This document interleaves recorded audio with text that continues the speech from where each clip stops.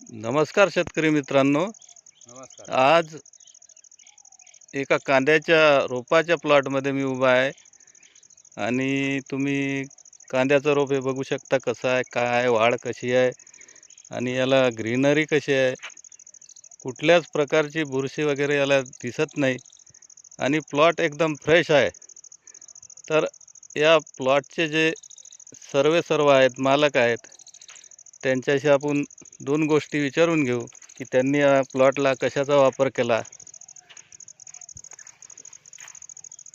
नमस्कार. नमस्कार साहेब. आपलं नाव आणि पत्ता सांगा.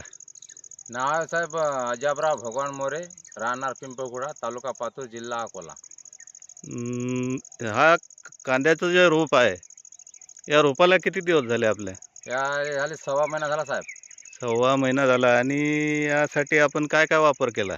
मल्टीप्लायरच वापरलं साहेब, दुसरं कोणतंच नाही वापरलं. याला कुठलं बुरशीनाशक वगैरे? नाही, बुरशीनाशक काहीच नाही वापरलं. बुरशीनाशक नाही, कीटकनाशक नाही? काहीच नाही. ही माहिती आपल्याला कुठून मिळाली? हे साहेब तुम्हीच सांगली आपल्याला माहिती, हां. म्हणून माहीत झालं, नाही तर आम्हाला माहीत नव्हतं मल्टीप्लायर म्हणजे काय असते. तर बरं, याचा वापर करून आपण समाधानी आहे का?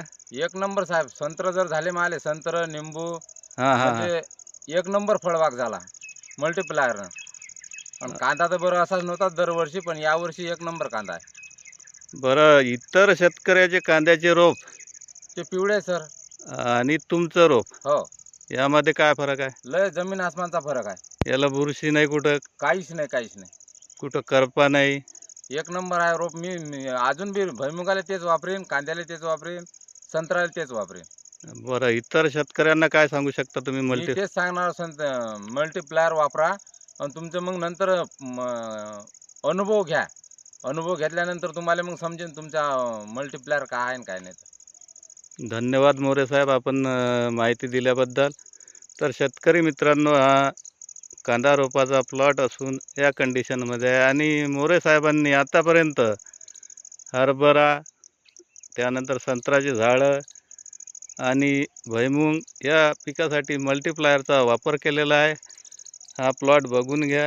याच्यात ग्रीनरी किती आहे, वाढ कशी आहे आणि कांद्याची गाठ जी आहे ती आज रोजी हे रोप लागवडीला आलेलं आहे. तरी सर्व शेतकरी बंधूंना विनंती आहे की एकदा मल्टीप्लायर वापरून अनुभव घ्यावा. धन्यवाद. नमस्कार सर. नमस्कार.